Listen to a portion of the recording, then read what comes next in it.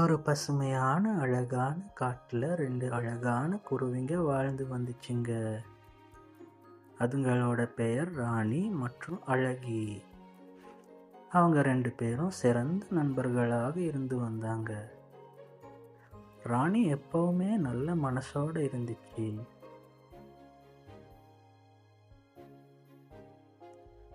அது மற்ற பறவைங்களுக்கு உணவு பகிர்ந்து கொடுக்கும், பசிச்சிருந்த சிட்டுக்குருவிங்களுக்கும் உதவும்.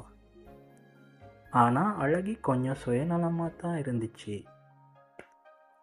அது எப்போவுமே தன்னோட வசதியை மட்டுமே நினைக்கும்.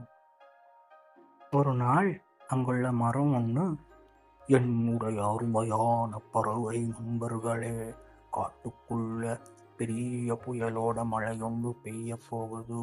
நீங்கள் எல்லாரும் ரொம்ப அவதானமாகவும் கவனமாகவும் இருக்கணும் அப்படின்னு அந்த மரம் சொல்லிச்சு. ராணி மற்ற பறவைங்களை எச்சரிக்கை பண்ணிச்சு. நாம பாதுகாப்பான இடத்துக்கு சீக்கிரமா போகணும். ஆனா அழகி, நான் மிகவும் பலசாலி, எனக்கு ஒன்றும் ஆகாது அப்படின்னு மற்ற பறவைங்க கிட்டையும் மரத்துக்கிட்டையும் தன்னைத்தானே பெருமையா பேசிக்கிச்சு. கொஞ்ச நேரத்துக்கு பிறகு மழையோட வேகமா ஒரு பெரிய புயல் வந்துச்சு. அங்கிருந்த மற்ற பறவைங்க எல்லாம் ராணியோட ஆலோசனைப்படி பாதுகாப்பான இடத்த தேடி கீதா கிளியோட வீட்டுக்கு போனாங்க.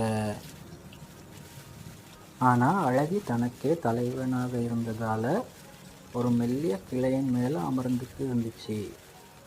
பெரிய மழையோடு காற்று வீசினதால் அழகி கீழே விழுந்துருச்சு. அது நல்லா பயந்தே போச்சு.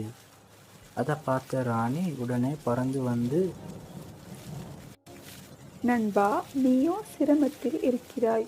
நண்பன் என்றால் நான் உனக்கு உதவ வேண்டும் அப்படின்னு சொல்லி அழகிக்கு உதவி பண்ணுச்சு. அப்புறமா அழகி உண்மையான நட்பையும் உதவியின் மதிப்பையும் உணர்ந்து கொண்டுச்சு.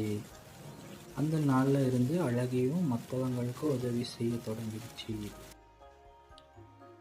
இதிலிருந்து நாம் கற்றுக்கொள்வது பிறருக்கு உதவுவது மிக முக்கியம்.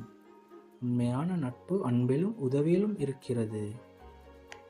எம்முடைய சேனலில் இது போன்ற சிறுகதைகளை மேலும் பார்வையிட எம்முடைய சேனலை சப்ஸ்கிரைப் செய்து பக்கத்தில் உள்ள பெல் ஐக்கனையும் மறக்காமல் கிளிக் செய்து வையுங்கள். மீண்டும் ஒரு சிறுகதையில் உங்கள் அனைவரையும் சந்திக்கின்றேன். அதுவரை நன்றி.